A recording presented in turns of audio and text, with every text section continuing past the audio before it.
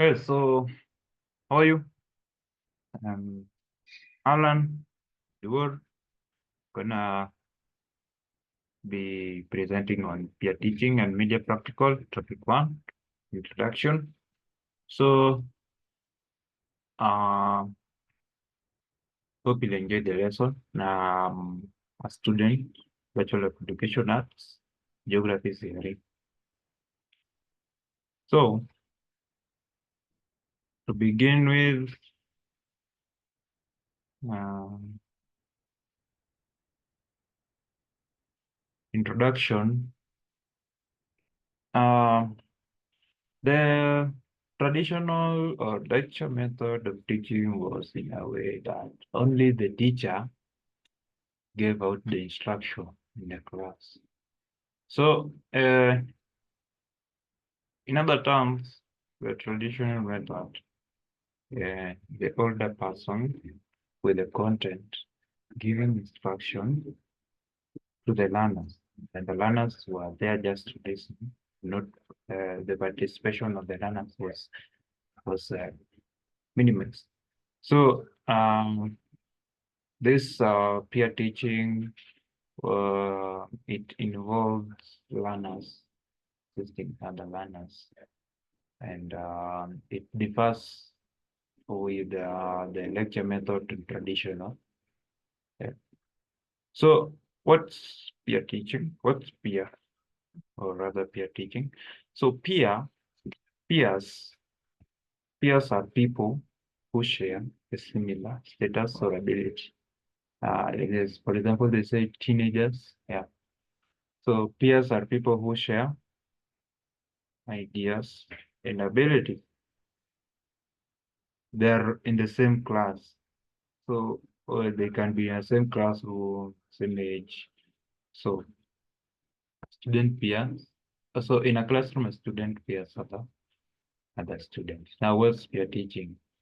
It's a strategy in which students support other students in the learning process. Now, examples of peer teaching.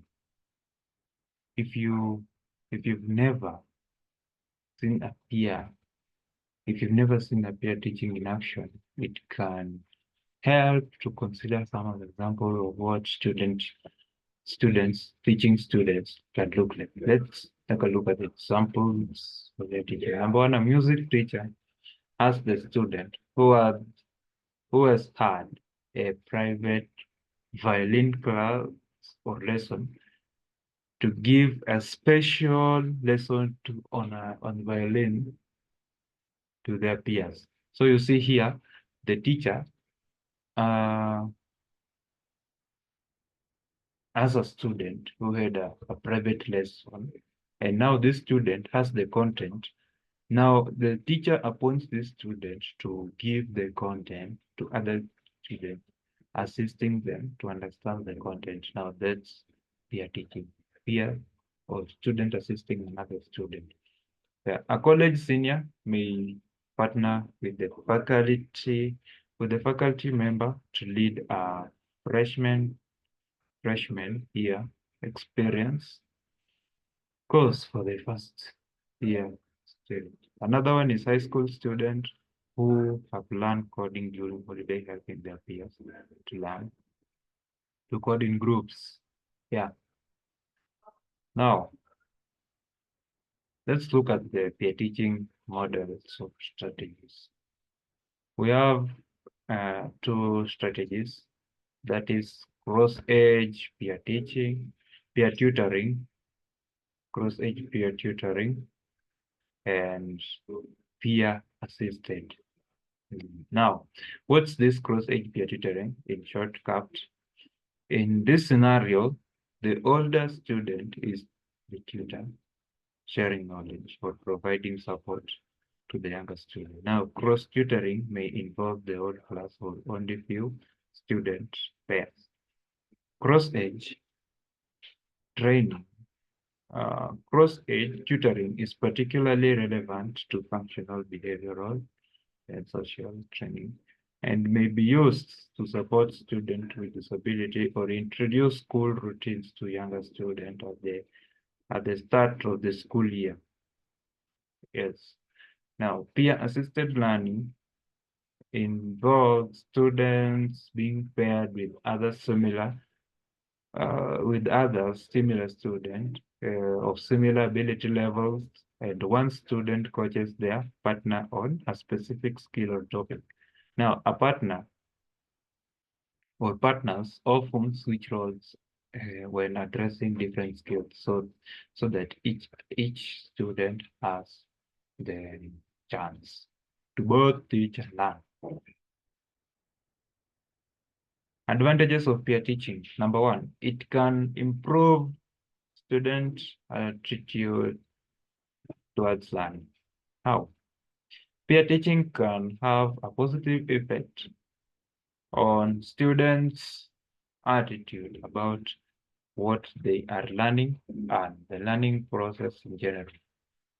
Being taught by a peer can break the barriers that might exist for some disengaged students. For example, having a teacher may make some students feel more comfortable and more willing to ask for help they need. So let's take it this way. You are free. You can be free as to ask question to your fellow student than asking a question to a teacher. Yes. Number two, it fosters a more personalized learning experience. There is a convincing evidence to show that a lower student to teacher ratio is beneficial for both teachers and students. Having more one-on-one attention from a teacher can help individual student excel. You got wonderful. Peer tutoring can be done in larger groups where peer teachers are greatly outnumbered by peer learners, especially in colleges and university lecture scenario. Number three, it can lead to a high academic achievement. Students are more engaged in learning process, more motivated, and have received more individualized assistance. It's easy to see why they are likely to succeed. For some students, being more engaged by a peer teacher can make all difference in helping them develop a strong handle on the material and feel the motivation they need to do their best. Higher achievement is especially likely if a peer learning model prioritizes small class sizes or low student to teacher ratios. Then it can help peer teachers gain confidence and sharpen their skills. Peer teachers can also experience benefits from engaging in the peer learning process. You, if you've ever taught a concept or skill to a friend, you may have noticed how this act of teaching helps you brush up information or sharpen your skills. Yeah. Of course, it has disadvantages, this peer teaching. Number one, students are taught by other students rather than experts. So peer teachers are just learners like you, and they are prone to errors. Number two, students need careful training to effectively participate in peer tutoring, which can take a long time. Yeah, it's also time wastage. Number three, behavioral difficulties, e.g. bullying and general distractions may interfere with the learning during peer tutoring. Scheduling difficulties and space limitation can complicate peer tutoring programs. Lastly, some students may lack confidence or willing to engage in peer tutoring. So that marks the end my presentation today. Thanks for being in class and listening. Let's meet in the next topic.